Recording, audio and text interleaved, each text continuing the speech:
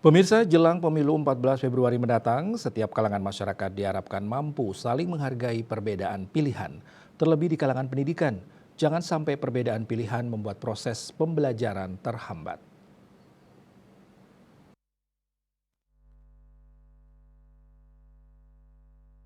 Perbedaan pilihan pasti terjadi jelang pemilu 14 Februari mendatang. Setiap pemilih punya pilihan tersendiri. Perbedaan pilihan harus disikapi dengan bijak dan saling menghargai. Hal tersebut diungkapkan oleh akademisi Profesor Ketut Sude. Ia juga menjelaskan, di lingkungan pendidikan, situasi kondusif jelang pemilu harus dijaga dengan baik. Para tenaga pendidik harus mampu menanamkan sikap saling menghargai di lingkungan sekolah. Para dosen, guru, dan kepala sekolah harus mengantisipasi terjadinya konflik dalam menghadapi perbedaan pilihan. Informasi yang muncul di media sosial harus bisa dicerna dengan baik oleh masyarakat, terlebih kalangan generasi muda.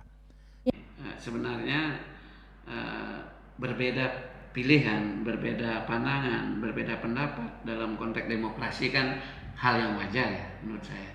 Oleh karena itu di dalam proses pemilihan umum, apakah itu pemilihan presiden, pemilihan legislatif, pemilihan bupati, wali kota dan seterusnya, itu sebenarnya justru yang indah itu yang berbeda-beda.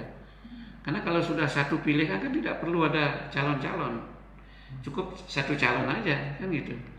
Nah oleh karena itu terutama di lingkungan dunia sekolah, di lingkungan pendidikan itu seharusnya anak-anak diberikan pemahaman di dalam proses pemilihan umum itu berbeda pilihan itu hal yang wajar, hal yang bagus justru yang menurut saya.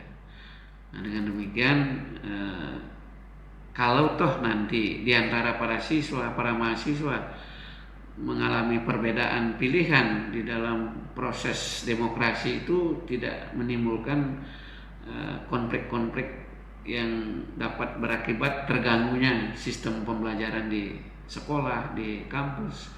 Ini yang sebenarnya perlu ditanamkan oleh para manajemen sekolah, para guru, oleh para dosen kepada para mahasiswanya. Ya, kira itu ya. Ditambahkan, pendidikan politik di sekolah dan kampus sangat penting untuk mengantisipasi agar peserta didik tidak terjebak pada isu yang menyesatkan. Desak Aryani, Bali TV.